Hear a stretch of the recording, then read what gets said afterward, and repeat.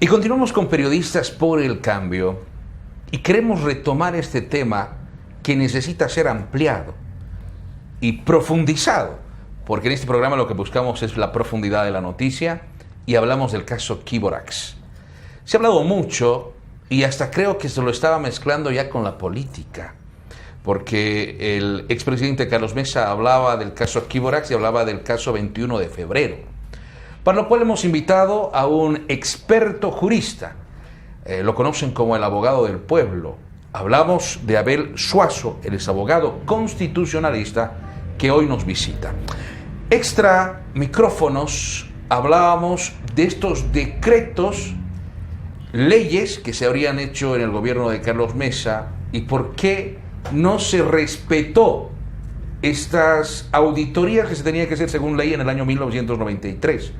Gobierno de Carlos Mesa, y el 2004 saca un decreto supremo sin hacer estas auditorías, por lo cual es el epicentro que agarra la empresa Quiborax para que hoy Bolivia tenga que pagar más de 42 millones de dólares. Valga la introducción. ¿Cómo está, abogado? Abel, bienvenido a Periodistas por el Cambio. Muchas gracias, querido Carlos, y a toda la teleaudiencia, siempre aquí con ese objetivo de trabajar por nuestro país, siempre velando por los intereses del pueblo boliviano. Entrando ya en detalle y en el tema, con esta introducción que hacía, ¿qué podemos decir? ¿Es Carlos Mesa? ¿No ha sido Carlos Mesa? ¿Sí su equipo? ¿Ha sido el ministro de Justicia de ese entonces? ¿Qué ha pasado con este caso Quiborax? Sin duda el caso Quiborax marca una agenda política nacional de la más triste realidad y de las consecuencias que nos ha traído el neoliberalismo al país. Toda esa secuela de gobiernos vendepatrias que han rifado las riquezas estratégicas de nuestro país nos han llevado a este momento de estar en este momento de análisis, de inflexión social y obviamente de cuestionamientos a este hecho que lesiona la economía boliviana y obviamente abre el debate nacional. Pero es importante aclarar cuáles son los puntos o los ejes centrales de este debate y obviamente es importante separarlo en dos momentos. Un previo antes del juicio que Bolivia se somete a los tribunales internacionales y un después.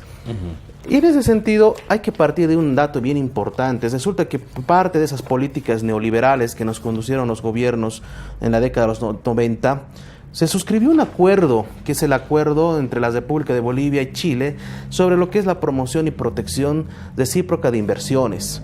Es este acuerdo el que establecía en una parte en que los estados iban a garantizar las inversiones extranjeras en sus estados y en sus países. Y había un dato muy importante que se establece el artículo 6, que se señalaba que en caso que los estados requieran la expropiación o lo que por causa de utilidad pública o necesidad social de las inversiones que se habrían generado, estas podrán realizar de acuerdo a la ley interna de cada país, es decir, de acuerdo a Bolivia, y segundo, que se iba a proceder a una compensación de acuerdo al monto de las inversiones generadas.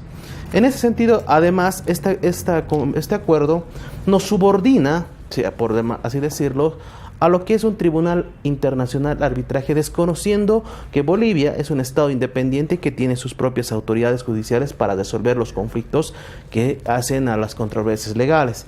Desconociendo la constitución de aquel entonces, desconociendo las leyes, se subordina nuestra soberanía judicial a intereses de lo que son los tribunales arbitrales y más aún a lo que es un tribunal arbitral que es el CIADI, que estaba bajo la dependencia de lo que es el Banco Mundial. Ahora, doctor, es importante responder a algo. Las normas, el tema jurídico, ¿fue respetado por el gobierno de Carlos Mesa o no? Absolutamente para nada. Más bien se hizo lo que no debía haberse hecho. ¿A qué me voy? Acontece de que el año 2003, en el gobierno ya de Carlos Mesa, se promulga una ley 2564. Esta ley se podría decir que es una ley que recuperaba en función a las demandas sociales del Comité Cívico Potosinista y del Comité Cívico Yunense lo que se estaba aconteciendo en el Salar de Uyuni, que era una explotación de ulexita, litio, bórax y otros minerales de manera ilegal, clandestina, con concesiones de algunas empresas mineras chilenas, y llevó a que se promulga esta ley y se pueda declarar reserva fiscal a lo que es el Gran Salar de Uyuni, recuperando las áreas de concesión que se habrían dado, entre ellas a Quiborax y a lo que fue la constitución de la empresa Non-Metallic Minerals, que aproximadamente fueron 11. Y en esta ley establecía le obligaba en este entonces al presidente de aquel entonces que en el plazo de 90 días debe proceder a realizar 6 auditorías: auditoría técnica, auditoría laboral, auditoría jurídica, auditoría en cuanto a regalías y tributación, auditoría administrativa y finalmente la auditoría ambiental. No se cumplió. Para nada. No se realizaron ninguna de esas auditorías. ¿Y cuál era el objetivo? Que determinen si estas empresas que estaban ubicadas en el Salar de Uyuni estaban cumpliendo las normas bolivianas, si efectivamente lo que estaban extrayendo el mineral pagaban los tributos o estaban sacando de manera clandestina, señalaban las versiones de los comunarios, y que además la gran contaminación al Gran Salar de Uyuni se estaba generando. Por ese motivo es que se desconoció por completo esta ley, pese que incluso el mismo gobierno de Carlos de Mesa, un mes después, saca el Decreto Supremo 27326, que regula qué instituciones del Estado se van a hacer cargo de esas auditorías. Sin embargo, pese a ese trabajo, llegamos al mes de junio y acontece de que el presidente Carlos de Mesa, en una acción que él considera patriótica, sin embargo, vulnera toda la normativa constitucional, jurídica y lo que era ese acuerdo de protección internacional. ¿Cuál es? Nos estamos refiriendo al Decreto Supremo 27589. ¿Qué dice este decreto en su parte resolutiva? Dice: se dispone la revocatoria de la resolución constitutiva y las pérdidas de las concesiones mineras otorgadas a la empresa que es justamente Quiborax y la empresa minera Non-Metallic Minerals, y ordena que en el plazo de 90 días todos los activos de esta empresa pasen a la prefectura de Potosí.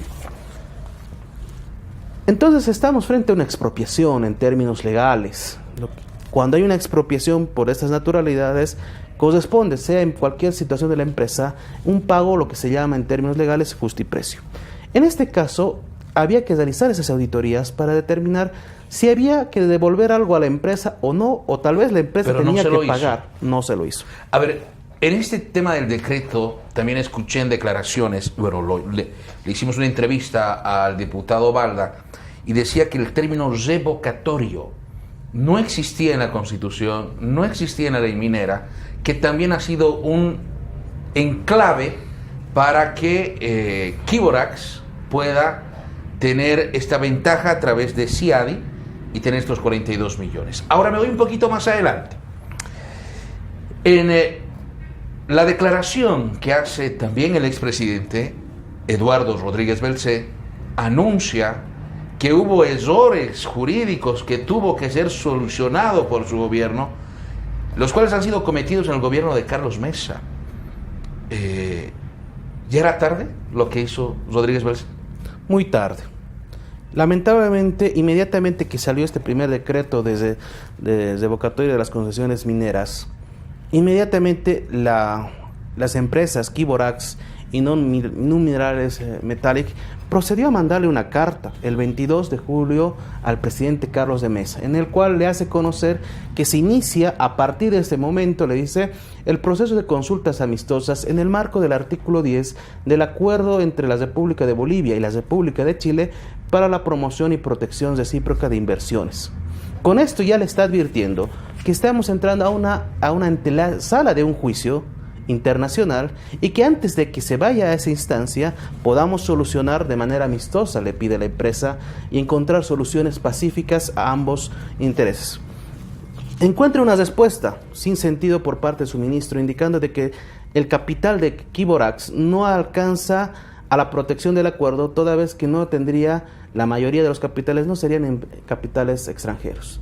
Error craso que a la postre va a costar a este gobierno, al pueblo en total, esta demanda internacional. 42 millones. Por una mala apreciación del ministro de Hidrocarburos, que hoy por hoy no solamente es Carlos de Mesa, sino habríamos que arrastrar a este personaje nefasto. O sea, ¿no ha habido buen asesoramiento por parte de su gabinete? Por parte no.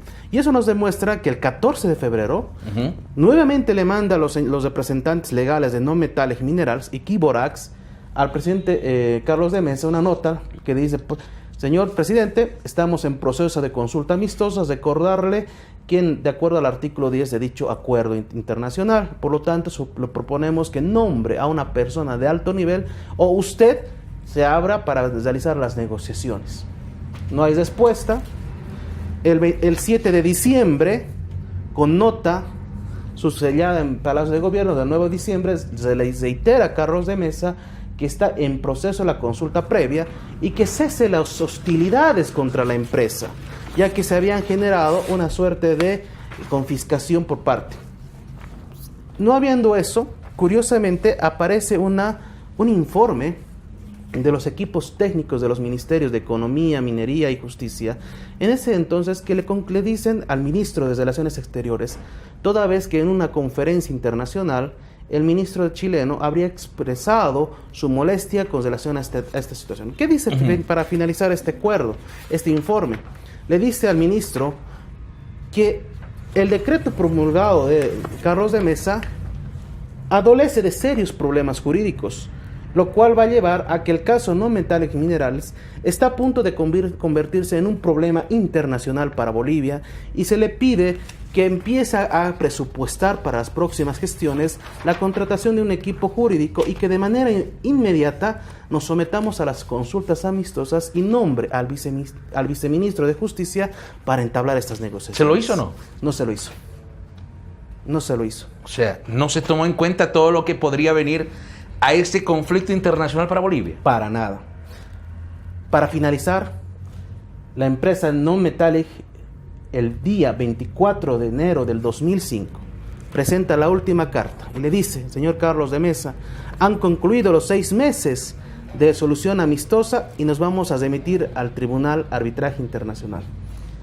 Lastimosamente, el 23 de septiembre del 2005, Quiborax acude a esta instancia. Rodríguez Berset trata de solucionar el problema en diciembre de 2005 con el último decreto, pero las condiciones ya estaban dadas.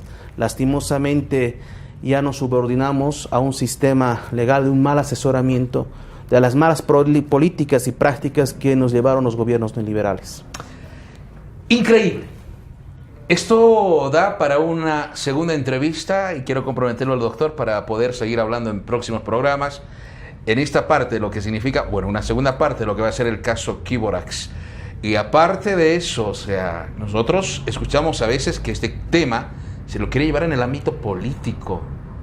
Y hoy estamos con ustedes hablando del tema jurídico, lo que tiene que ser.